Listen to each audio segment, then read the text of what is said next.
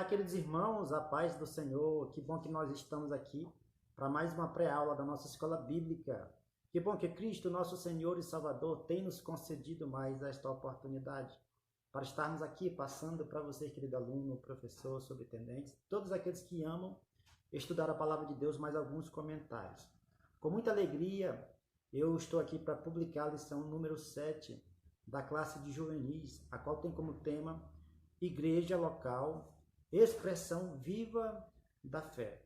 Como é que as pessoas, a sociedade de maneira geral, ela vai crer naquilo que nós acreditamos, através da fé que a igreja demonstra em comunhão, em unidade e também no falar de Jesus Cristo.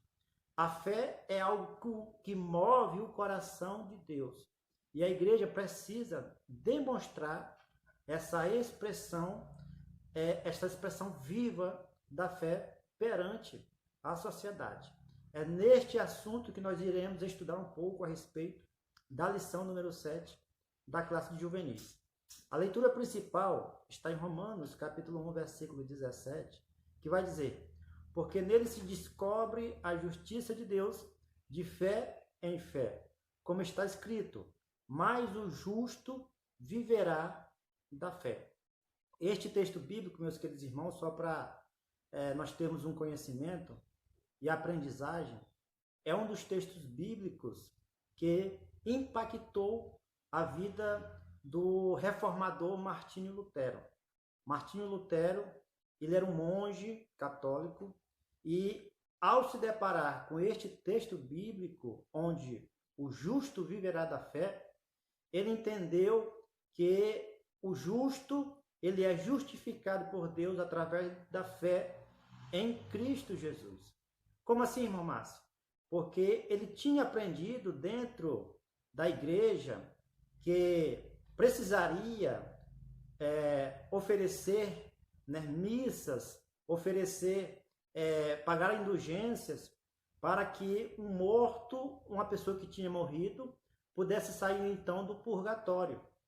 E quando ele se depara com esse texto bíblico, ele entende, de maneira geral, que não é bem assim. E ele resolveu então buscar a fundo o estudo da palavra de Deus. E estudando a fundo com relação a isso, ele leu este texto de Romanos, capítulo 1, versículo 17, que uma pessoa, para ser justificada por Deus, ela precisa então ter fé em Deus e fé no seu Filho e Salvador, no seu Filho, que é o Salvador da humanidade, Jesus Cristo. João capítulo 14, versículo 6, vai dizer, o próprio Senhor Jesus Cristo falando, que Ele é o caminho, Ele é a verdade e Ele é a vida. E que ninguém vem ao Pai a não ser por Jesus Cristo. A verdade revelada nas Sagradas Escrituras é a fé em Jesus Cristo. Aquele que quer ver a Deus precisa ter fé em Jesus Cristo e demonstrar essa fé, que é a expressão viva, para toda a sociedade.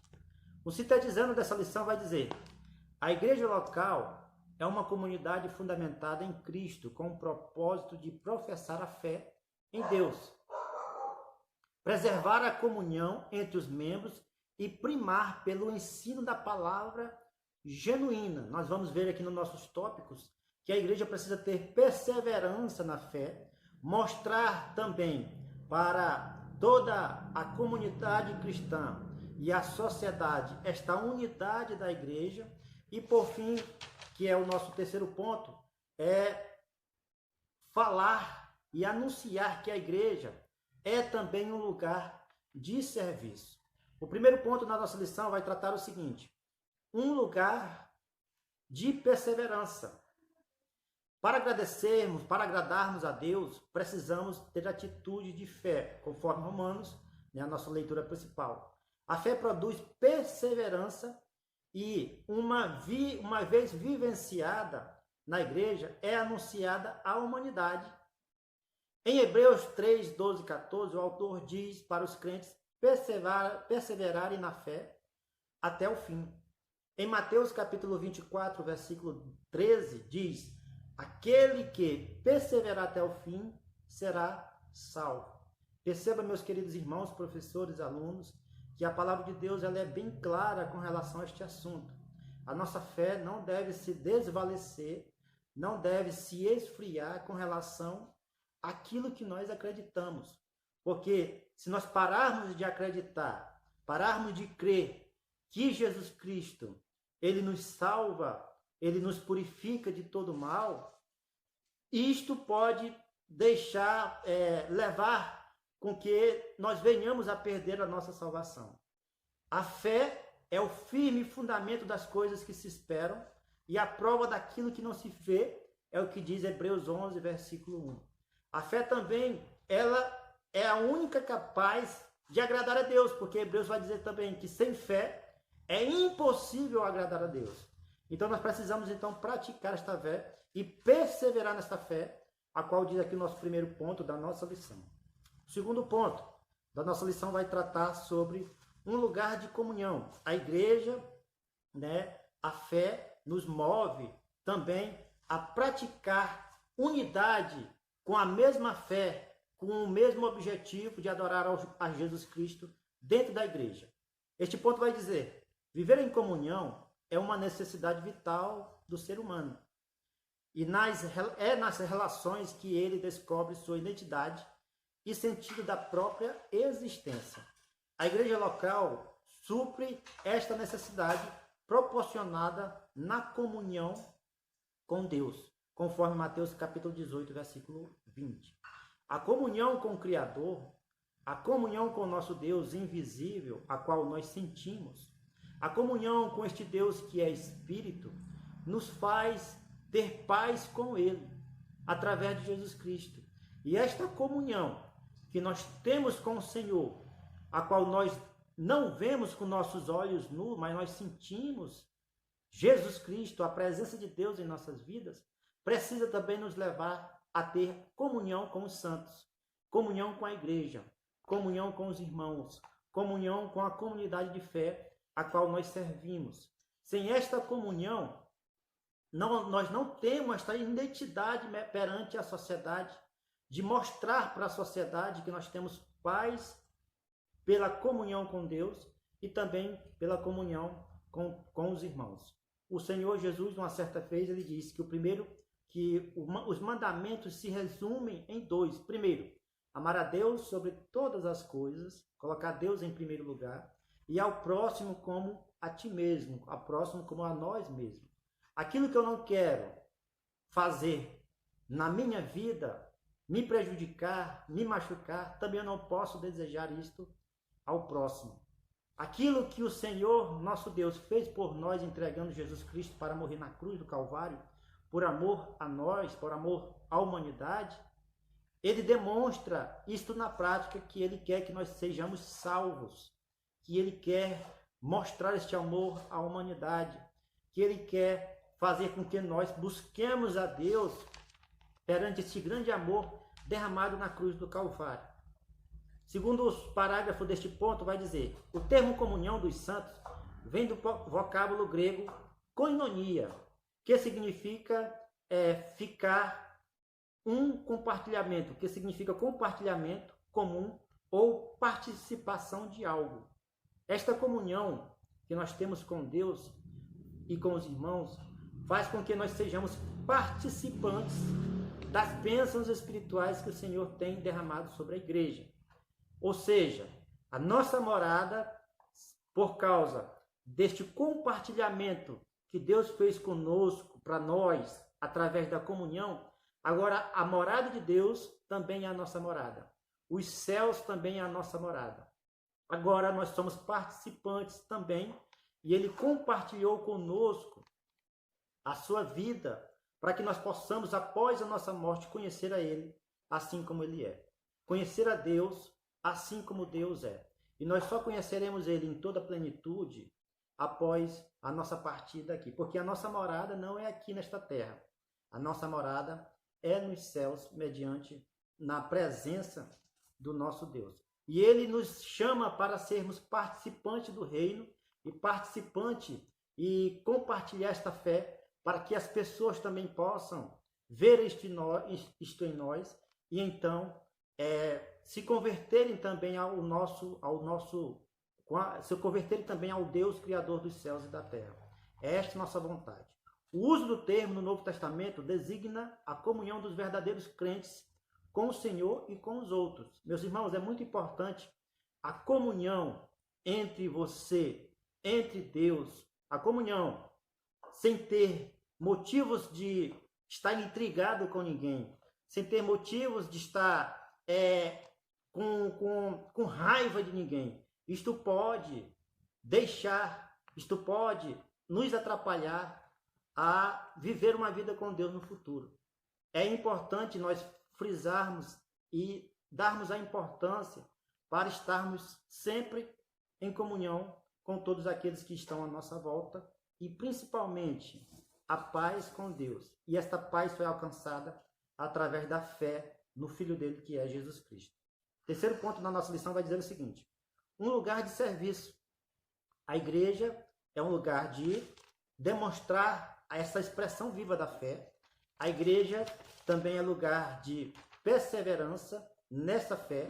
A igreja é um lugar também de mostrar a comunhão com Deus e também com os irmãos. E o terceiro ponto vai falar sobre a igreja também é um lugar de mostrar um serviço para com Deus. Não importa o lugar em que os crentes se reúnem.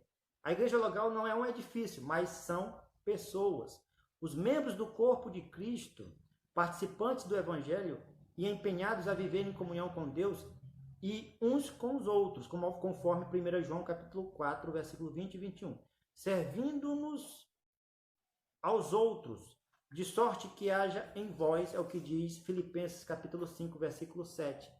O mesmo sentimento que houve também em Cristo Jesus, que sendo em forma de Deus, não teve por usurpação ser igual a Deus, mas aniquilou-se a si mesmo, tomando a forma de servo. Exemplo maior que nós temos aqui é a vida de Jesus Cristo aqui na terra.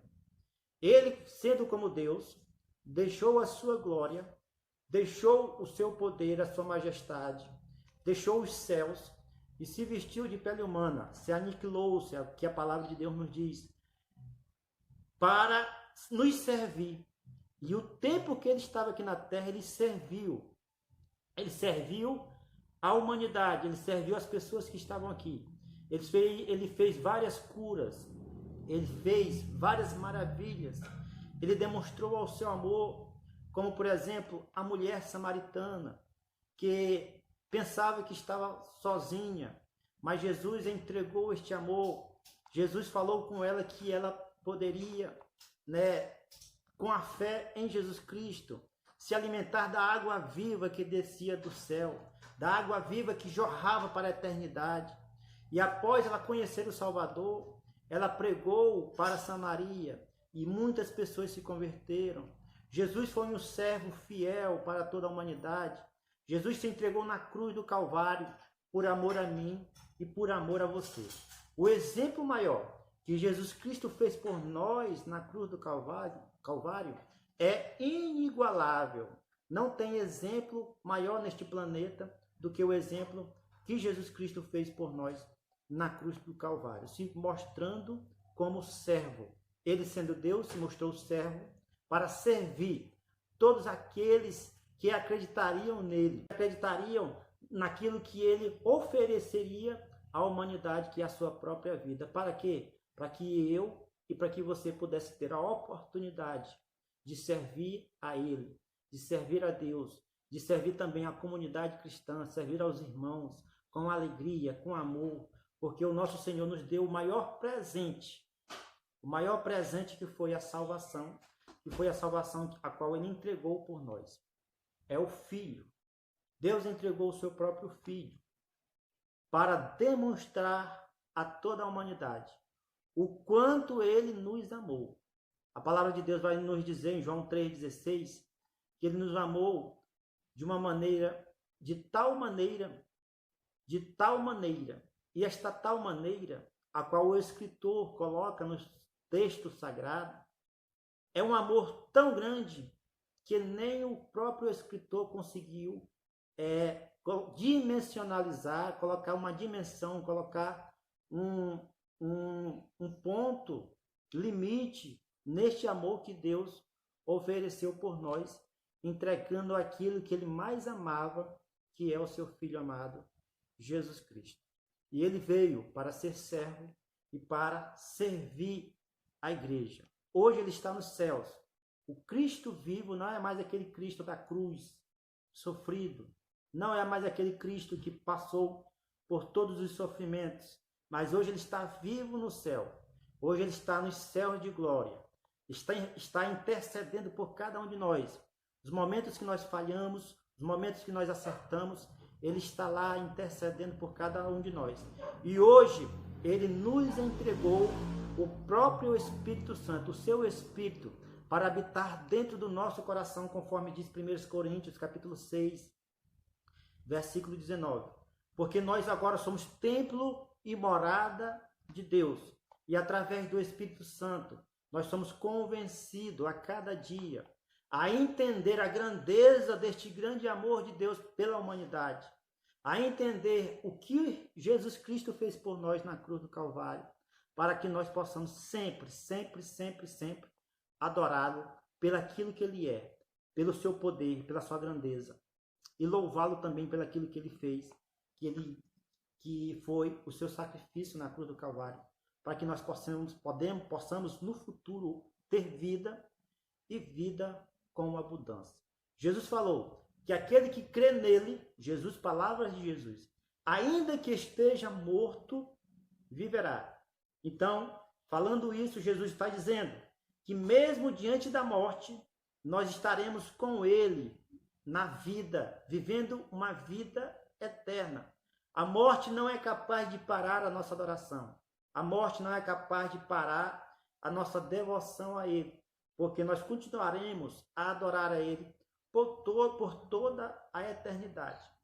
Existe um amor maior do que este? Não. É por isso que nós precisamos, conforme o nosso terceiro ponto, que é a igreja é um lugar de serviço, um lugar de prestar serviço aos irmãos, um lugar de acolher os irmãos, um lugar de orar pelos irmãos, um lugar de ajudar os irmãos nas suas necessidades, na área espiritual, também na área material, quando isto é possível. Por isso, meus queridos irmãos, que nós possamos ficar com esta palavra nesta noite, nesta hora, né? Para concluir a nossa lição, quero aqui concluir com esta fala.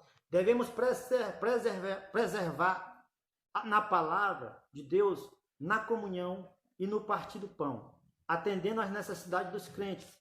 Precisamos demonstrar o amor ao próximo com ações que contribuam para o seu crescimento espiritual. Orar uns pelos outros, admoestar uns aos outros, contribuir para que haja união entre nós, ajudar em suas necessidades espirituais e materiais. Sempre que necessário, estamos prontos a doar nosso tempo, talentos, energias, servindo uns aos outros no corpo de Cristo.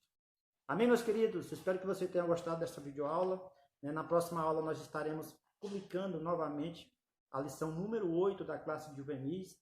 Também eu quero que os irmãos continuem nos orando por nós, orando pela nossa família, orando pelo nosso ministério, orando por este canal também, que tem sido canal de bênção para muitas pessoas. Muitas pessoas têm aprendido juntamente conosco. Hoje somos mais de 13 mil pessoas que nos acompanham aqui. E eu peço a oração de todos vocês. Cubram a minha casa, a minha família de oração, que nós somos necessitados de oração. E só o Senhor Jesus é que pode nos proteger. Tá bom? Fiquem todos na paz e até a próxima, se Cristo, o nosso Senhor, nos permitir.